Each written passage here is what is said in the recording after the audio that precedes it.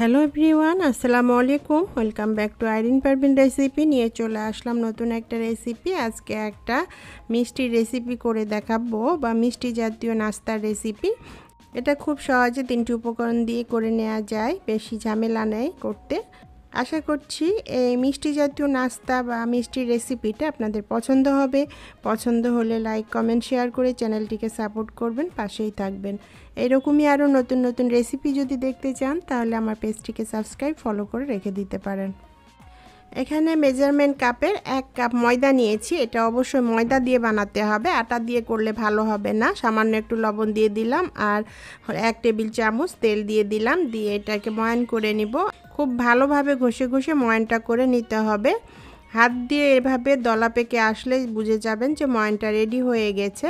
তো আমার ময়ানটা রেডি হয়ে গেছে। এখন আমি অল্প অল্প পানি দিয়ে শক্ত একটা ডো বানিয়ে নিব। আর ডোটা একটু শক্ত হতে হবে, তাহলে এই মিষ্টির নাস্তাটা খুবই ভালো হবে। এরকম একটা শক্ত ডো রেডি হয়ে গেছে, দেখতে পাচ্ছেন। এটা আমি ঢাকনা দিয়ে ঢেকে রেস্টে রেখে দিলাম। আর কিছুক্ষণ পর ফিরে আসলাম। এসে এটাকে একটু হাত দিয়ে আবার একটু মাখিয়ে নিব। নিয়ে ছোট ছোট লেচি কেটে নিব। আর এই লেচিগুলো একটু ছোট ছোট করে কাটতে হবে। আমি এখানে 5টা লেচি কেটে নিলাম। আপনারা চাইলে এটা বেশিও করে নিতে পারেন। তারপর এই লেচি থেকে নিয়ে ছোট ছোট বলের শেপ দিয়ে নিব। দিয়ে সবগুলোকে বল বানিয়ে নিব। তো এইভাবে বলের শেপ দিয়ে ডোগুলো রেডি করে নিয়েছি।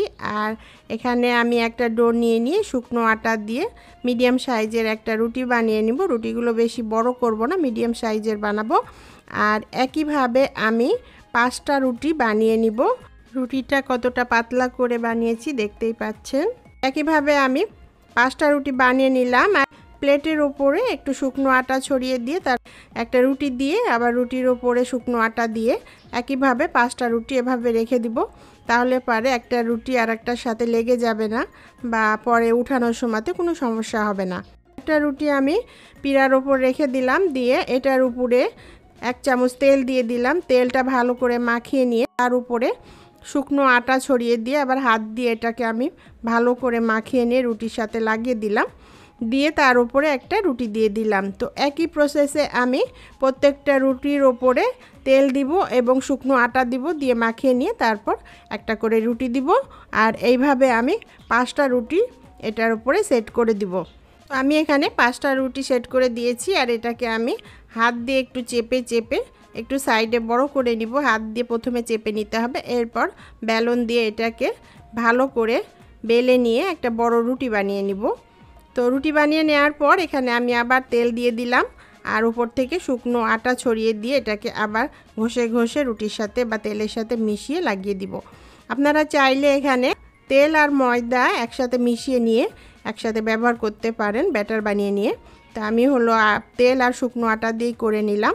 তারপর রুটির এক পাশ থেকে এপাশে দিয়ে দিলাম। দিয়ে এখানেও সেই একইভাবে তেল আর শুকনো আটা ছড়িয়ে দিলাম। অপর পিঠটা ভাঁজ করে দিলাম। দিয়ে এটার উপরেও তেল আর শুকনো আটা ছড়িয়ে দিলাম। আমি কিভাবে ফোল্ডগুলো করছি সেটা ফলো করে আপনাদের বানাতে হবে। থেকে ফোল্ড করে দিলাম। দিয়ে এখানেও তেল আটা ছড়িয়ে দিলাম। আবার আর এক পাশ থেকে ছড়িয়ে দিয়ে 4 কোণা একটা রুটি শেপ দিয়ে নিই। এবার 4 কোণা রুটিটাকে বেলে বেলে একটু বড় করে 4 কোণা একটা পরোটা শেপ বানিয়ে নিব। 4 কোণা রুটিটা বানানো হয়ে গেছে। এখন আমি এর সাইড থেকে একটু সমান করে কেটে নিব। নিয়ে এখান থেকে আমি 1/2 ইঞ্চি বরাবর লম্বা লম্বা করে কেটে নিব। আর একইভাবে আমি পুরো রুটিটা কেটে নিব। কাটতে কাটতে প্রিয় বন্ধুরা, আপনাদের সাথে কিছু কথা বলে নেই। আমার পেজে যেসব বন্ধুরা নতুন আছেন এবং ইউটিউব থেকে দেখছেন সেসব বন্ধুদের রিকোয়েস্ট করব একটা সাবস্ক্রাইব করে দেওয়ার জন্য। যেসব বন্ধুরা ফেসবুক থেকে দেখছেন তাদেরকে রিকোয়েস্ট করব একটা ফলো দিয়ে দেওয়ার জন্য। যেসব বন্ধুরা আগে থেকে সাবস্ক্রাইব, ফলো দিয়ে রেখেছেন তাদেরকে অসংখ্য ধন্যবাদ এভাবে সাপোর্ট করার জন্য। আপনাদের সাপোর্ট আমার চ্যানেলটিকে অনেক দূর এগিয়ে নিয়ে যেতে সাহায্য করবে। বেশি বেশি করে শেয়ার করুন ফ্রেন্ডস ফ্যামিলির সাথে, অন্যকেও দেখার সুযোগ করে দিন। কমেন্টস করে জানান রেসিপিটি আপনার কাছে কেমন লেগেছে। ভালো লাগলে একটা লাইক দিয়ে দিবেন প্লিজ। নিলাম।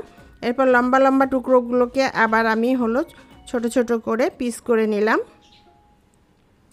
আপনারা চাইলে এটা মোটা লম্বা সেটা আপনাদের পছন্দ মতো করে নিতে পারেন। এভাবে কেটে নিলাম। নিয়ে এই এক একটা পিস নিয়ে এভাবে একটা নাস্তার শেপ দিয়ে নিব। দেখতেই পাচ্ছেন আমি কিভাবে নাস্তার শেপটা দিচ্ছি। হাতে নিয়ে এভাবে আঙ্গুলে ঘুরিয়ে ঘুরিয়ে একটা করে প্যাঁচ দিয়ে দিতে হবে, তাহলে পরে কিন্তু একটা এই মিষ্টির নাস্তা রেডি হয়ে যাবে। দেখতে মনে হয় যে খুব কঠিন হবে এই জিনিসটা, কিন্তু একটা বানানোর পর মনে হবে যে খুবই সোজা। প্রথমে আমার কাছে মনে হয়েছিল যে এটা বানানো খুব কঠিন হবে, কিন্তু একটা বানানোর পর খুব ইজি লাগলো এবং খুবই মজা পেলাম এই নাস্তার ডিজাইনটা করে। তো বন্ধুরা দেখতেই পেলেন এটা বানানো কতটা সোজা। তো এভাবে আমি আস্তে আস্তে সবগুলো এই মিষ্টির নাস্তা বানিয়ে নিলাম, করে রেডি করে নিলাম। এটা বানিয়ে রেডি করে নিয়ে এখানে চুলায় আমি একটা প্যান দিয়ে দিলাম, এখানে 1 কাপ চিনি দিয়ে দিলাম আর হাফ কাপ পানি দিয়ে দিলাম আর 2টো এলাচ দিয়ে দিলাম। দিয়ে এটাকে নেড়ে নেড়ে বয়েল করে নিব, আঠালো একটা শিরা বানিয়ে নিব। শিরাটা পাতলা হলে হবে না, একদম ঘন আঠালো এক তার বিশিষ্ট শিরা হতে হবে। আমি শিরাটা রেডি হয়ে গেছে, চুলাটা বন্ধ করে দিলাম। এগুলো চুলায় প্যান বসিয়ে দিলাম আর এখানে বেশি করে তেল দিয়ে দিয়েছি। বেশি পরিমাণে তেল দিয়ে ডুবো তেলে ভাজতে হবে। তো ডুবো তেলে আস্তে আস্তে আমি সবগুলো নাস্তাগুলো দিয়ে দিলাম, দিয়ে একটু অপেক্ষা করব এগুলো ভেসে ওঠার পর। তারপর ভেসে উঠলে আস্তে আস্তে নেড়ে নেড়ে দিয়ে চারপাশ সুন্দর করে একদম মচমচে ক্রিস্পি করে ভেজে নিব, গোল্ডেন ব্রাউন কালার করে। আর চুলার আঁচ এটা মিডিয়াম টু লো ফ্লেমে রেখেই ভাজতে হবে, তাহলে পরে খুব সুন্দর মচমচে হবে। তো এগুলো ভেজে নেওয়া হয়ে গেছে, আমি এখন এগুলোকে আস্তে আস্তে উঠিয়ে নিব। আর একইভাবে আমি সবগুলো এই মিষ্টির নাস্তা বানিয়ে নিব। মিষ্টিগুলো ভাজা হয়ে গেছে, আর হলো চিনি শিরাটা আমি চুলার উপরে বসিয়ে দিলাম। পর আমি এই ভেজে নেওয়া নাস্তাগুলো এটার মধ্যে দিয়ে দিলাম, দিয়ে নেড়ে চেড়ে এই শিরার মধ্যে এটাকে কোট করে নিব ভালো করে। শিরাতে কিছুক্ষণ নেড়ে নেড়ে এটাকে রান্না করে নিলে এটার গায়ে এবং ভিতরে শিরাটা ঢুকে যাবে। রেডি হয়ে গেছে। এখন আমি এই নাস্তাগুলোকে উঠিয়ে নিলাম, নিয়ে একটা প্লেটে সার্ভ করে দিলাম। এটা নোনতা নোনতা খেতেও কিন্তু খুব ভালো লাগে। তো প্রিয় বন্ধুরা, এভাবে আপনারা কিন্তু যে কোনো স্পেশাল ডেতে এই মিষ্টি রেসিপিটা বানিয়ে সার্ভ করতে পারেন, প্রিয়জনদের নিয়ে একসাথে খেতে পারেন। আশা করছি রেসিপিটা ভালো লাগবে। ভালো লাগলে লাইক কমেন্ট শেয়ার করে চ্যানেলটিকে সাপোর্ট করবেন, পাশেই থাকবেন। আবার দেখা হবে এইরকমই নতুন কোনো রেসিপির সাথে। আল্লাহ হাফেজ।